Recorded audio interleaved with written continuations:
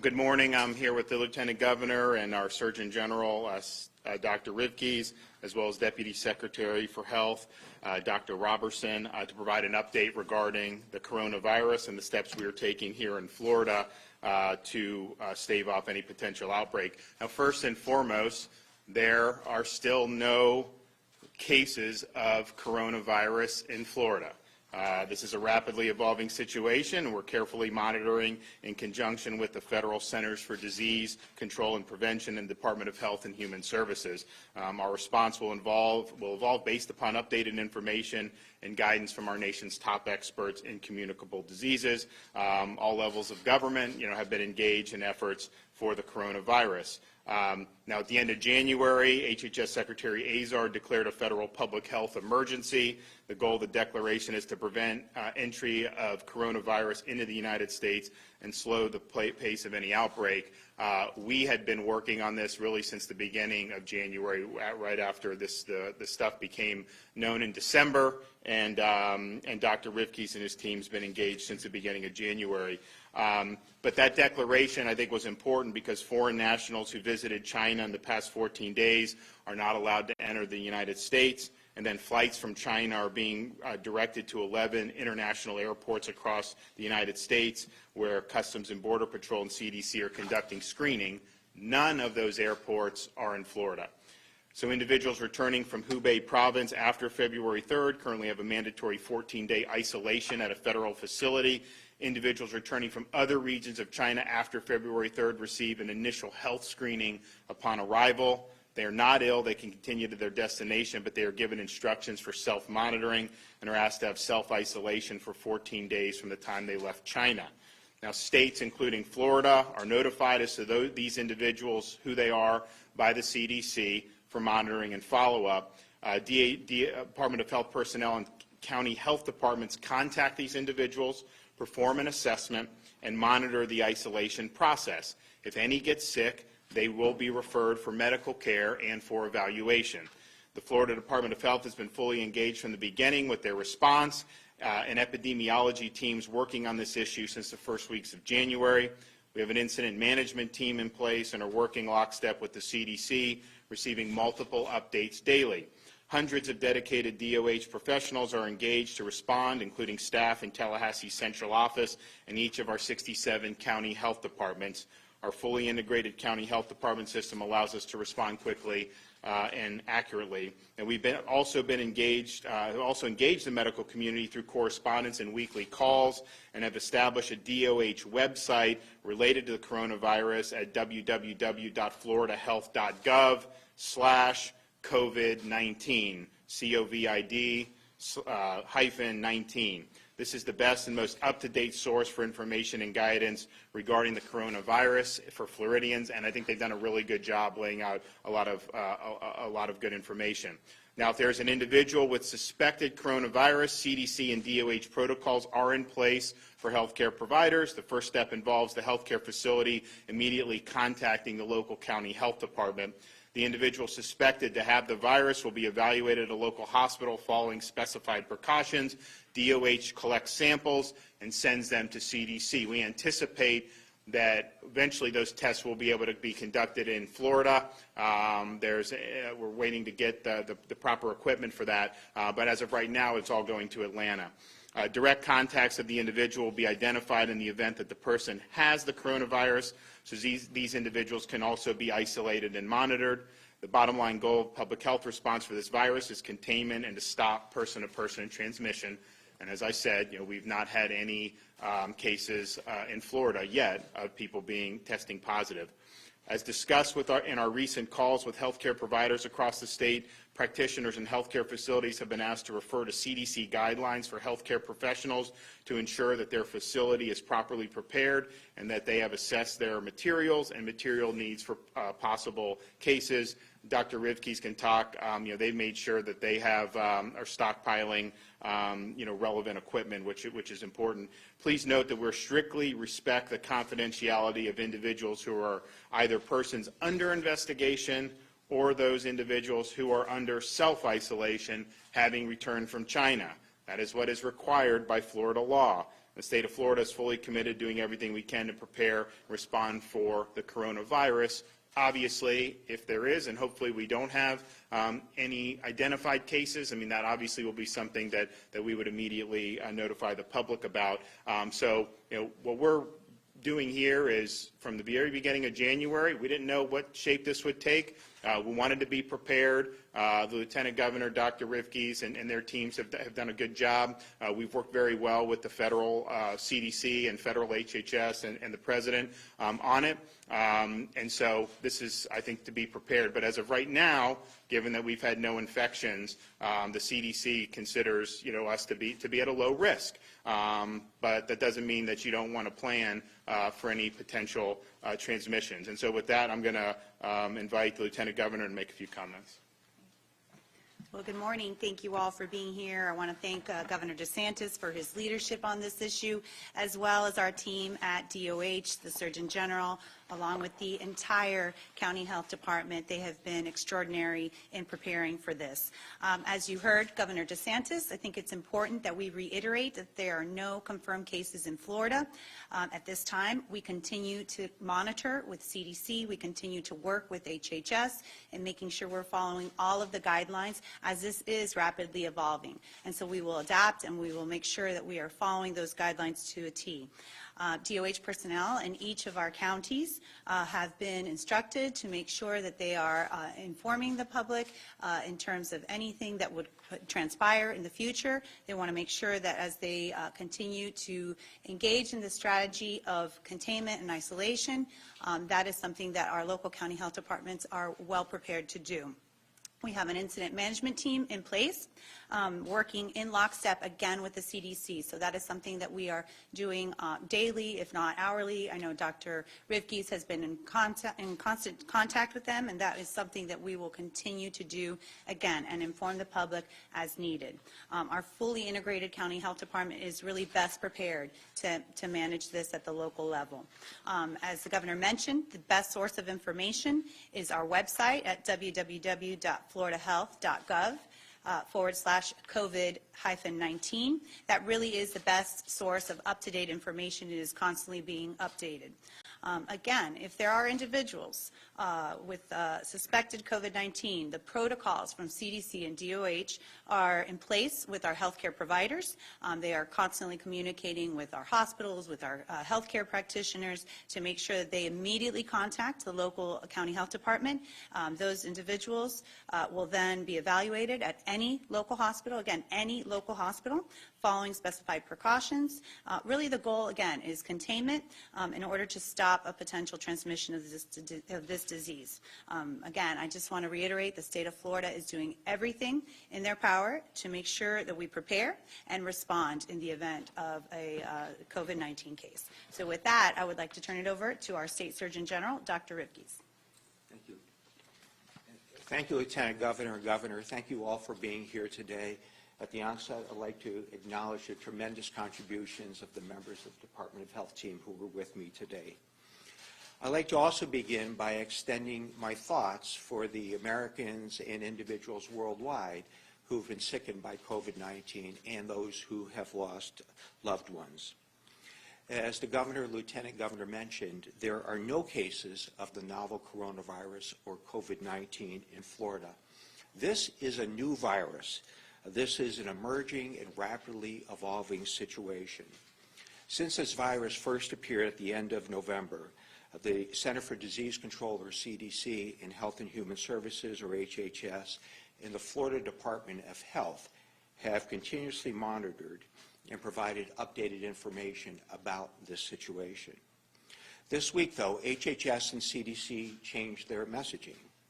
First, they continue to emphasize that the immediate health risk for COVID-19 in the United States is low.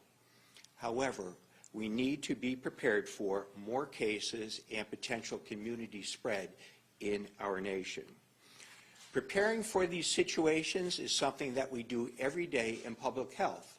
This is what the Department of Health activities are all about.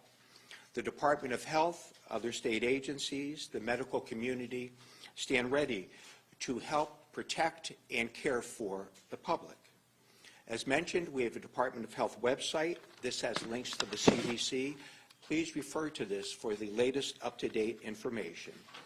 Also, as we have confirmed cases in Florida, this information will be posted on the website. You can only contract this virus from an individual who is infected with it. It is transmitted by the respiratory mode. It is more infectious by the flu. The mortality rate is about 2% versus the flu, which is 0.1%. The incubation period on average is about 6 days, but it can go up to 14 days. It can cause both upper and lower respiratory symptoms such as cough, shortness of breath, and in some situations, pneumonia. The highest complication rates are in the elderly and those individuals with underlying medical conditions.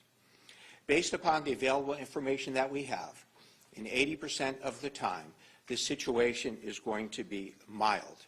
15% of individuals will develop a severe illness, and 3%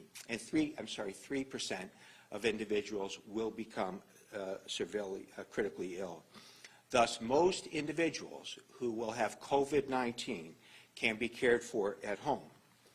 As the governor mentioned, there is no vaccine for COVID-19 at the present time.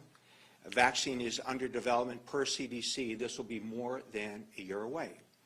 There are currently no antiviral medications for COVID-19. Thus, treatment is going to be symptomatic. Stay home, be hydrated, control your temperature, and take precautions so you don't spread this virus to others. Worldwide, there are now more than 80,000 individuals with COVID-19. Most of these individuals are in China, but there are now more than 3,000 cases in 37 countries, with South Korea, Italy, Iran, and Japan following China. Per the CDC, there are 14 individuals in the United States with COVID-19. In addition, there are 42 individuals with COVID-19 who are on the Diamond Princess and are currently quarantined. In terms of what actions are being taken place, this is happening at many different levels. The Department of Health has been fully engaged from the very beginning with our response and our epidemiology teams working on this since early January. Similar to how the state has responded to other public health emergencies such as the H1N1 flu epidemic, Ebola, and Zika, the Department of Health will lead the state response, working with other state agencies. We have fully operationalized our incident management team on this. We are working with the CDC, receiving multiple updates on a daily basis. Hundreds of Department of Health personnel are engaged to respond. This includes members of the Central and our 67 county health departments. Our fully integrated county health department system allows us to respond quickly and effectively in events like this. We have also engaged the medical community through correspondence and calls. Yesterday's call had more than 500 participants.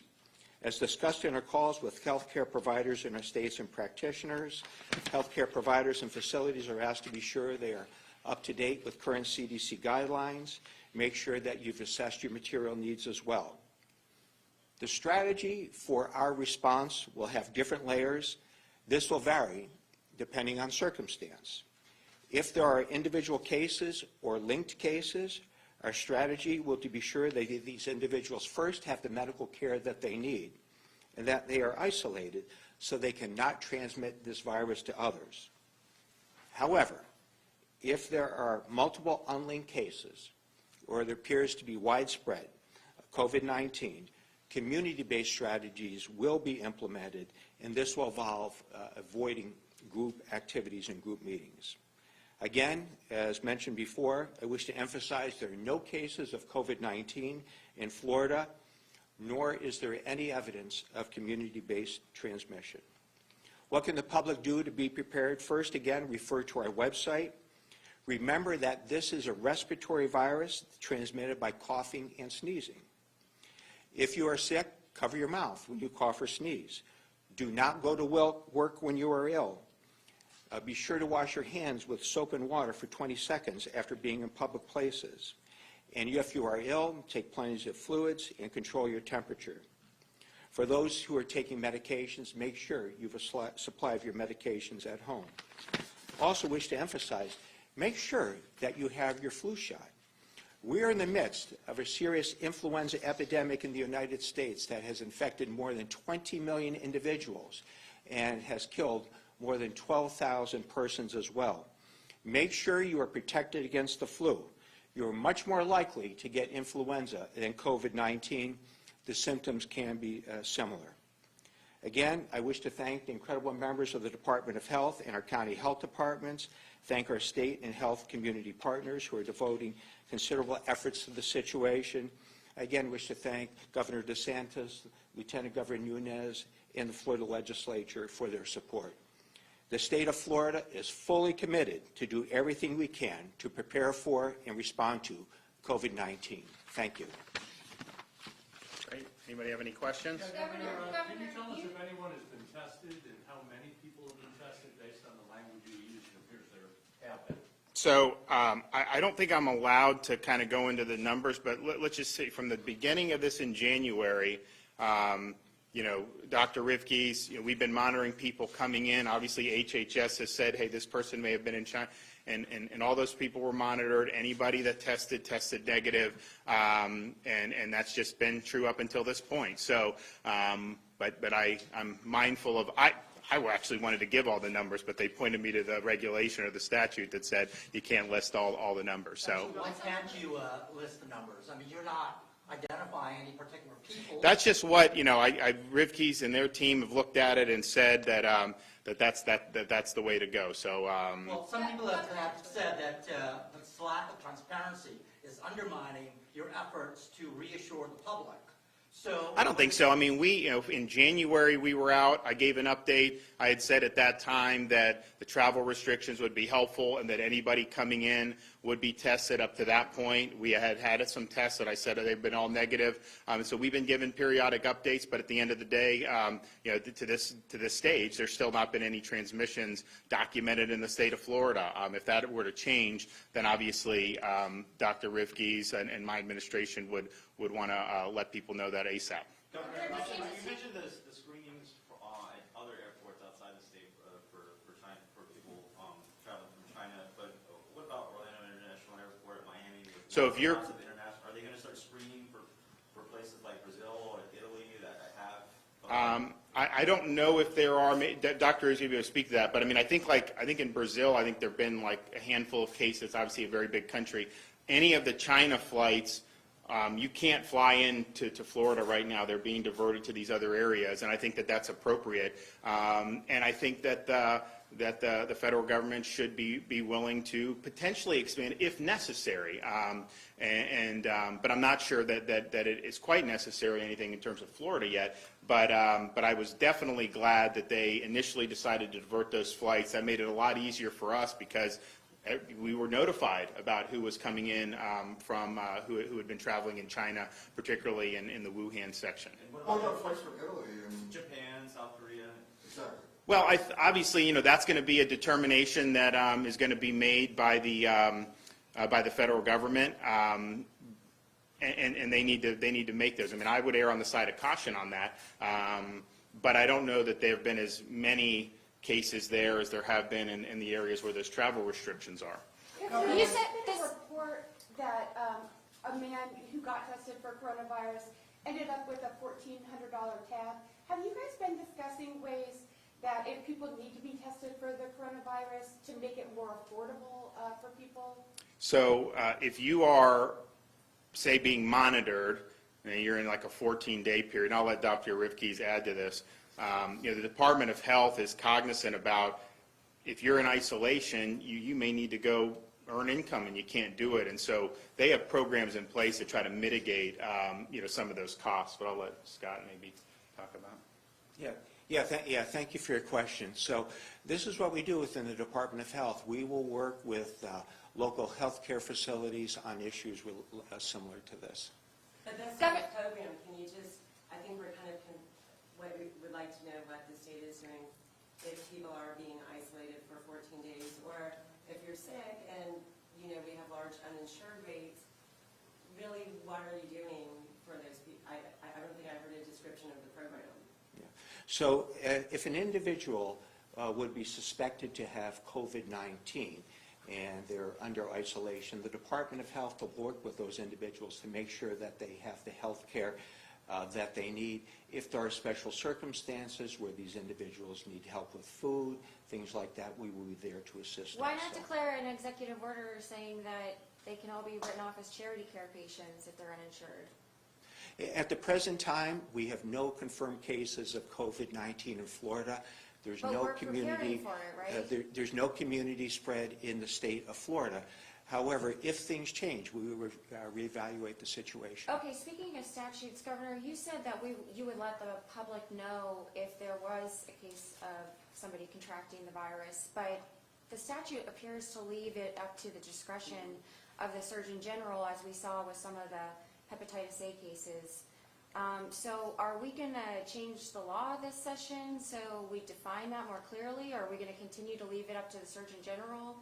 Like, what is the threshold here? Clearly, if there's a documented case, then that would be something that is going to be disseminated. Obviously, not the personal characteristics of the patient, but that would be an easy thing to do, and so that's what we're planning on doing it.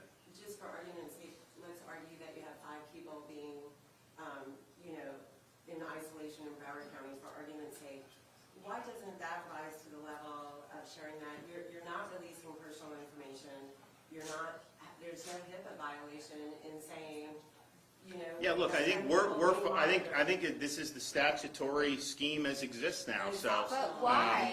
It's optional. You have the ability to do it, and you're Yeah, I wanted to speak to I mean, this. we're in the middle Yeah. of session right now. Yeah. Conference hasn't Yeah, even begun. so important discussion. So there are 3 criteria by which we can release information. So first of all, like when each of you go to your physician, you have rights for confidentiality. The physician is entrusted with honoring that confidentiality. So 1, this is defined in statute, it has to be highly infectious of nature. At the present time, coronavirus is viewed to be moderately infectious. Measles is something which would be very highly infectious. Influenza, coronavirus are considered at the present time to be moderately infectious. Second, there is a risk of public spread. You can get coronavirus only from somebody else who has coronavirus. And without there being cases of coronavirus in Florida, it's not going to be spread. And the third is, if there is an individual who, let's suppose, has COVID-19, and you cannot identify the contacts of those individuals, and you need to notify them, then we can do this. This is a situation that is dynamic and is rapidly changing. And if those circumstances change, then we absolutely will make the public informed to protect the public. But at the present time, we don't have community spread in Florida. We don't have coronavirus in Florida. So the law dictates that we protect the confidentiality of individuals at the present time. But again, Just There's somebody here in this room Okay, right now who has. Bobby, you've already asked questions. Anybody who has. Dr. Governor, Rookies, right here in Tallahassee, we've had a company that manufactures compressors. They're planning a temporary shutdown. Do you have a sense of the economic disruption from coronavirus, from supply chain? So I think that if you talk to the medical folks here, there's no evidence that shipping something from China that would transmit the virus. Now, I'm not going to say people aren't going to react. I mean, obviously, you see the stock market, but there's no evidence that if you shipped a pile of goods or parts, that people in receipt of those would then be able to contract the virus. And so I just think it's important to understand that. And if there were different guidance on that, obviously we would let people know. But I mean, it's but how did you virtually guys select non-existent. the people who got tested? Can you just tell us more about how you selected those people? Did HHS contact you because they flew in from China and then you held them when they came to Florida and tested them? Yeah, I won't comment on any individuals specifically, but in terms of in terms of what's happening.